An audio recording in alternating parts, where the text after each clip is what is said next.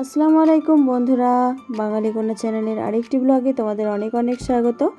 আশা করি আল্লাহর রহমতে তোমরা বেশ ভালো আছো। আর আমি না বেশ কদিন ধরেই জানো তো আমার শরীর খারাপের জন্য তোমাদেরকে আমি ভিডিও দিয়েছিলাম।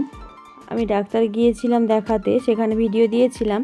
তারপরে ওখান থেকে না হঠাৎ করে ভিডিও দিতে পারছিলাম না, কারণ আমার ছেলেটার না রাত্রে যখন ডাক্তার দেখিয়ে বাপের বাড়ির দিকে চলে গিয়েছিলাম তখন থেকেই ছেলেটার খুব জ্বর আর বমি হয়েছিল, যার জন্য আমি কোনো রকম ভিডিও করতেও পারিনি, দিতেও পারিনি।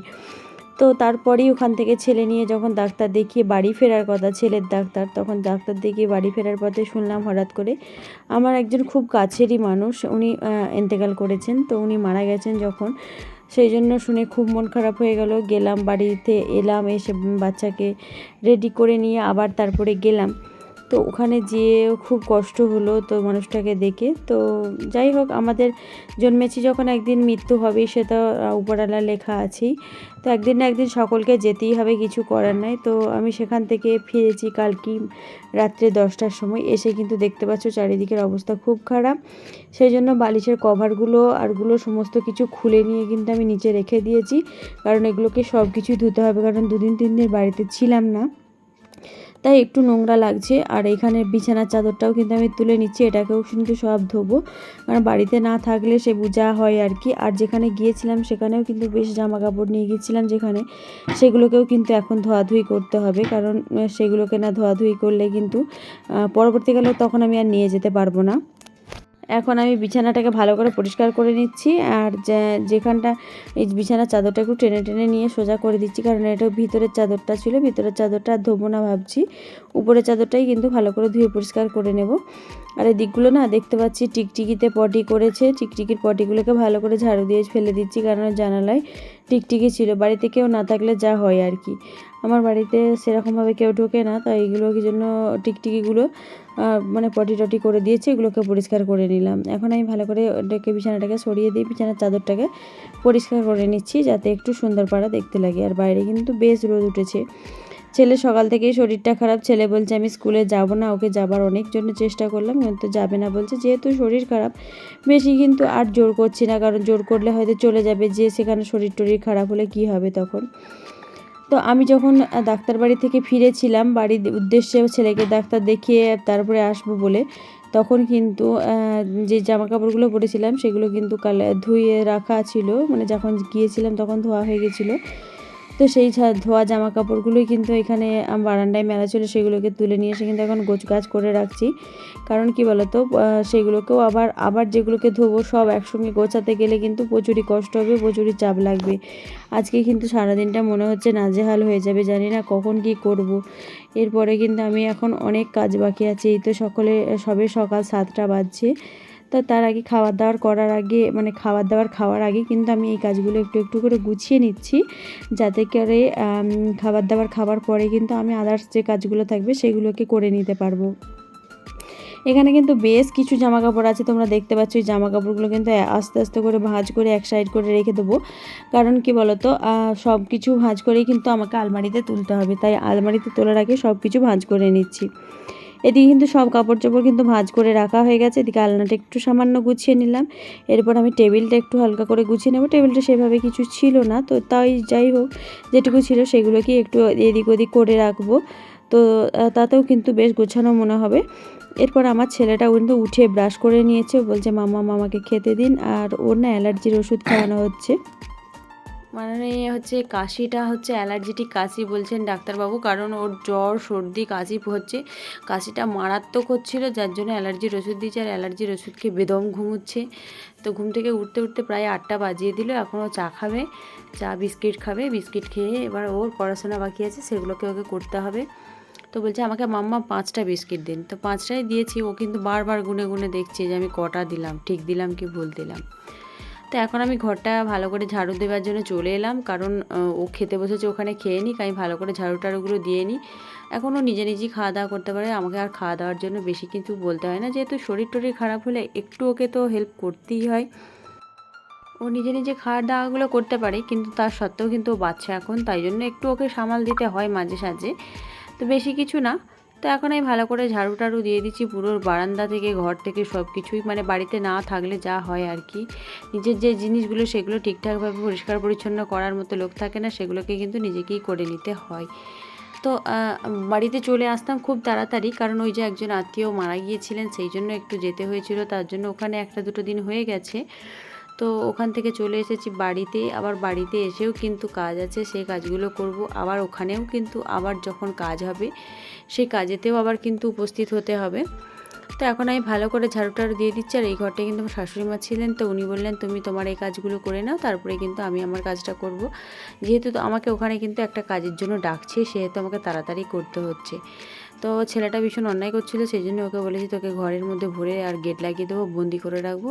তো খুব কান্নাকাটি করছিল। তো এখন আমি ভালো করে ঝাড়ু দিয়ে দিচ্ছি, কারণ তাড়াতাড়ি করে, কারণ যেখানে আমার এরপরে যে কাজটা, সেই কাজটার জন্য কিন্তু সবাই ডাকাডাকি করছে। আমি চেষ্টা করছি তাড়াতাড়ি করে আমি আমার কাজটা করে নেওয়ার। তো আমার ছেলেটা খুবই অন্যায় করছিল, আমি বললাম চ তুই তাহলে ঘরের মধ্যে বস, আমি তোকে গেটটা লাগিয়ে দিই, বন্দি করে রেখে দিই। তো বন্দি করে রেখে দেওয়ার মতো করে গেটটা লাগিয়ে দিয়েছিলাম, খুব কান্নাকাটি করছিল। তো আমার এখানে যে কাজগুলো সেগুলো কিন্তু তাড়াতাড়ি করে নিচ্ছি। আর যে বাসন কোসন রয়েছে, ওদিকে রান্নার কাজ রয়েছে, সব কিছুই কিন্তু একদম ঘেঁটে ঘ হয়ে যাচ্ছে। শরীরটাও কিন্তু বেশ ভালো যাচ্ছে না। এই 2 দিন ধরে যাতায়াত করেছি একসঙ্গে, যাওয়া আসা, মানে প্রায় যাতায়াত করেছি একদিনে 200 কিলোমিটার। তো সেই জন্য কোমরের অবস্থা পুরো খারাপ হয়ে গিয়েছিলো ওখানেও। তো এখানে এসেও কিন্তু খুবই কোমরে ব্যথা। তো ডাক্তারে যেহেতু বলেছিল আমার বেশি জার্নি করা যাবে না, তবু কি বলতো, যে পরিস্থিতিতে মানুষ কখন কি হয় কেউ জানে না। তো এখন আমি চলে এসেছি পানি তুলতে। পানি তোলার জন্য অনেক ডাকাহাকা করছিল, কারণ পানির সুইচটা দিয়ে সবাই মিলে কিন্তু তোলা প্রায় হয়ে গেছে, আমারই শুধু বাকি আছে। তাই আমি পানি তোলাগুলো কিন্তু তাড়াতাড়ি সেরে নিচ্ছি। পানিটা না তুলে রাখলে কিন্তু পরবর্তীকালে যখন পানির দরকার হবে, খাওয়া হবে না। তো এখন আমার পানি তোলা কমপ্লিট হয়ে গেছে, আর আমি চলে এসেছি এখন সবজিগুলো কেটে নিতে। যেহেতু আমাকে রান্না করতে হবে খুব তাড়াতাড়ি, রান্না করার পর কিন্তু আদার্স কাজগুলো আমার কিন্তু সবই রয়ে গেছে। তো তাড়াতাড়ি করে আমি এখানে চলে এসেছি সবজিগুলোর জন্য। আগে কিন্তু আমি আলুর খোলাগুলোকে ভালো করে পরিষ্কার করে নিচ্ছি। জানি না এখনও পর্যন্ত কী রান্না হবে, তবে চেষ্টা করব কী রান্না করব সেগুলো তোমাদের সঙ্গে শেয়ার করার। এখনও কেন রান্না হবে কী সেটা বলতে পারছি না, কারণ এটাই শাশুড়ি মা আসবেন, হয়তো বলবেন যে কী রান্না করার কথা। এখন আমি শুধুমাত্র আলুগুলোকে একটু ভালো করে এই আলুর ছেলাটা দিয়ে ভালো করে একটু ছেলে টেলে রেখে দিচ্ছি।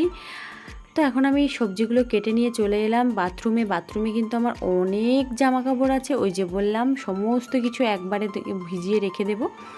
মানে কি বলতো, যে জামা কাপড়গুলো আমার বিছানার কভার টভারগুলো, সব বালিশের কভার সমস্ত ছিল সেগুলো, প্লাস তার সঙ্গে আমি গিয়েছিলাম যেটা সেসব জামা, সেখানে যেগুলো যা পরেছি আমি আমার ছেলে, সেগুলো সমস্ত কিছু একদিনে কিন্তু ভেজাবো। হাজব্যান্ডের আছে, সব কিছু নিয়ে কিন্তু আমি আমার সব কাপড় চোপড়গুলোকে ভিজিয়ে দিয়ে কিন্তু আমি এখান থেকে এখন যাব, কারণ আমি এক্ষুনি কিন্তু কাচা ধোয়া করব না। তার কারণ কি বলতো, আমার এই ডিটারজেন্টটা এতটাই ভালো, একটু ভিজিয়ে রাখলে কিন্তু বেশি কাচতে হবে না, তো বেশি জোরে জোরে প্রেশার দিতে হবে না। তো সেই জন্য আমি চেষ্টা করছি যতটা সম্ভব ভিজিয়ে দিয়ে কিন্তু আদার্স কাজ করার। তো তারপরেই কিন্তু কাচা ধোয়াটা আমি করতে পারবো, কারণ আমি ওই যে বললাম বেশি প্রেশার দিতে পারবো না, আর বেশি প্রেশার দেওয়ার প্রয়োজনও পড়ে না। তো এখানে আমি আলাদা করে এই জিনিসটা কিন্তু একটা বালতির মধ্যে ভিজিয়ে দিচ্ছি, কারণ কি বলতো, এটা কিন্তু প্রচণ্ড কালো জিনিস, যদি রঙ ওঠে সেই ভয়েতে। ছেলে এসে বলছে মাম্মাম আপনি কি করছেন, আমার কিন্তু পড়াশোনা হয়ে গেছে, আপনি কি করছেন, এই কথাগুলো বলতে এসেছে। এখন আমি চলে এলাম উনুন পাড়ে। তো উনুন পাড়ে আবার রান্নার যে জোগাড়গুলো সেগুলোকে কিন্তু এখন করে নিতে হবে, কারণ এখানটা দেখতেই পাচ্ছ কোনো কিছু সেভাবে জোগাড় এখন নেই। তো আমার যে কাঠকুটোগুলো রয়েছে সেগুলো কিন্তু অল্প স্বল্প দিয়ে কিন্তু রান্নাটা আজকে করব। তো রান্নাটা চাপাতে কিন্তু আজকে প্রচণ্ড দেরি হয়ে গেছে, কত তাড়াতাড়ি রান্না শেষ করব জানি না। তারপরেও তোমরা তো জানো আমার অনেক কাজ থাকে।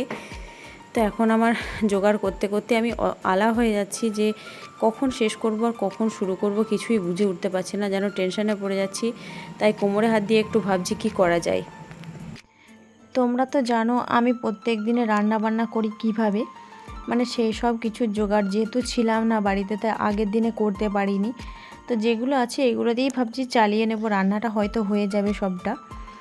তো হয়তো ধীরে ধীরে হবে, কিন্তু হয়ে যাবে। কিন্তু আজকে তো আমার ধীরে ধীরে করলে না অনেকটাই দেরি হয়ে যাবে, তোমরা তো সবই জানো, কারণ যেহেতু আমার আজকে অনেক কাজ।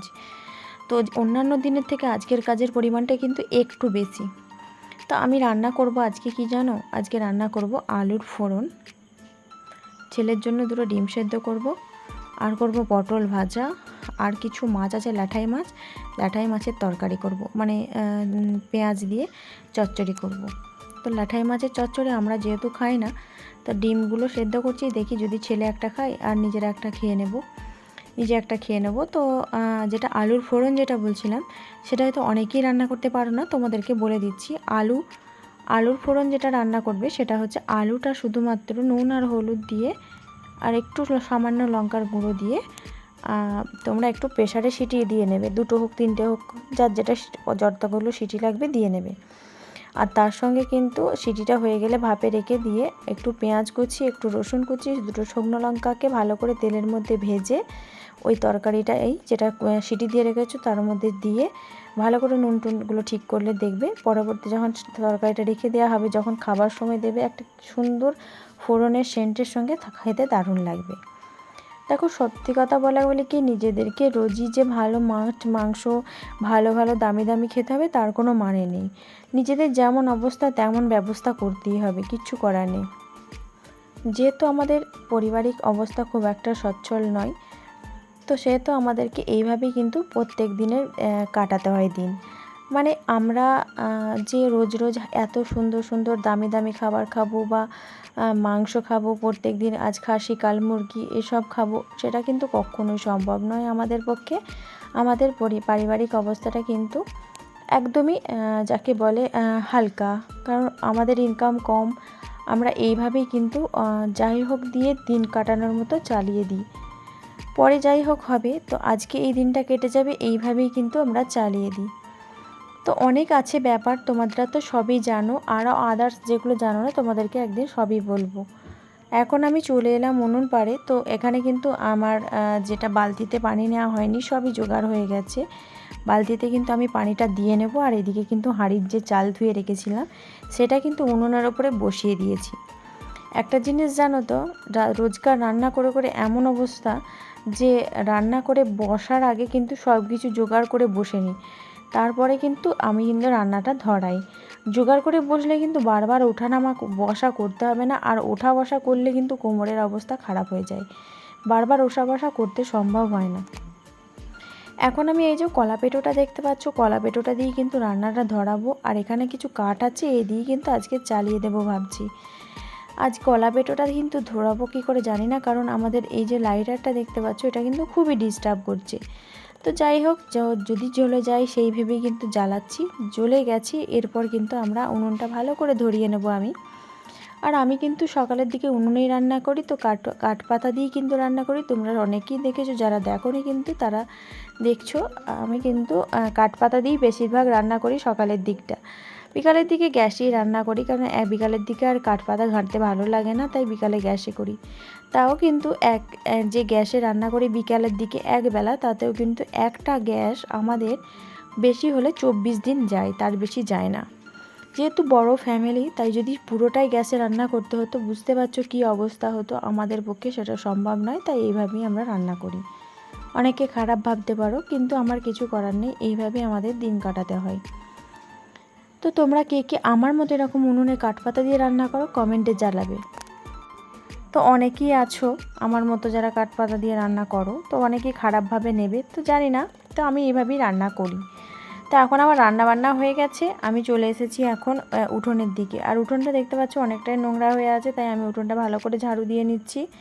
কারণ সকালবেলা উঠোন একবার ঝাড়ু দেওয়া হয়ে গেছে, তারপরে কিন্তু একবার এই ঝাড়ুটা দুপুরের দিকে দেওয়া হয়, কারণ সারাদিন কিন্তু লোকজন চলাফেরা করবে, দেখতে খারাপ লাগবে। তো বৌদি এসে গেছে, বৌদি এসে ঝাঁটপালা দেবে, এরপর মোছামুছি করবে। তো আমি এখন এইগুলোকে ভালো করে পরিষ্কার করে নিচ্ছি, কারণ বাইরে আমার অনেক কাজ আছে এখনও দেখেছো তোমরা যে আমি জামা কাপড় ভিজিয়ে রেখেছি, সেগুলোকে কিন্তু ধোয়াধুয়ি করতে হবে সবই। তো এখন আমি এখানে আমার যে বাইরের হাত ঝাঁটাটা ছিল সেটা কিন্তু বাইরে চলে গেছে, তাই আমি এতে করে ঝাঁটাটা করে তুলে নিচ্ছি ক্যাজরাগুলো। আর বৌদিকে বললাম যে ক্যাজরাগুলো কিন্তু এখানেই ফেলবে।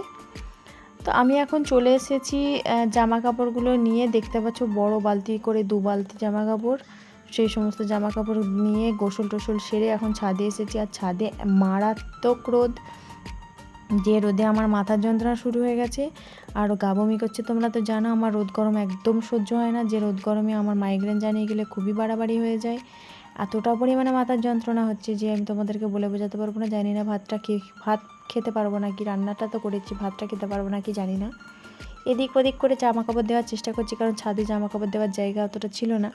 আর আমার কাছে যেহেতু 2 বালতি জামা কাপড় আছে, সেহেতু সেইগুলোকে ভালো করে চাড়িয়ে সেগুলোকে ঠিকঠাক করতে হবে। আর এই জামা কাপড়গুলোকে রোদে ভালো করে না শুকালে না আলমারিতে উঠে যাবে, তো সেই জন্য ভালো করে শুকিয়ে নিচ্ছি যাতে গ্যাস গন্ধ না হয়, ভালো করে রোদেতে দারুণভাবে শুকিয়ে যায়। এদিক ওদিক করে দেখে দেখে শুকিয়ে দিচ্ছি রোদেতে। আর এদিকে দেখো অনেকে বালিশ দিয়েছে, কাঁথা দিয়েছে, মানে এই রোদটাতে না এইসব বালিশ কাঁথা শুকাতে দিলে একদম ভাজা ভাজা হয়ে যাবে, যেটাকে বলে ভাজা ভাজা, তো ভালোই গরম হয়ে যাবে। তো অনেকেই দিয়ে দিয়েছে, মানে অনেকেই বলতে হয়তো আমার ঠাকুমা হয়তো দিয়েছে, কিংবা হয়তো আমার শাশুড়িমা যেই হোক দিয়েছেন। তো আমি এদিকে যেগুলো যা আছে সেগুলো দিচ্ছি। আর একটা জিনিস কি বলতো, বেশি যেগুলো কালারিং জিনিস সেগুলো রোদে দিলে কিন্তু কালার নষ্ট হয়ে যায়, আবার রোদে না দিলেও কিন্তু ভালো করে শোকায় না। দেন কোন দিকে যায় জানি না। আর এত গরম যেটা সহ্য করতে পারছি না, যে যা হোক করে মেলে দিয়ে চলে যায়। তো আজকের মতো এখানে শেষ করলাম, নেক্সট ভিডিওতে দেখা হচ্ছে। খোদা হাফেজ।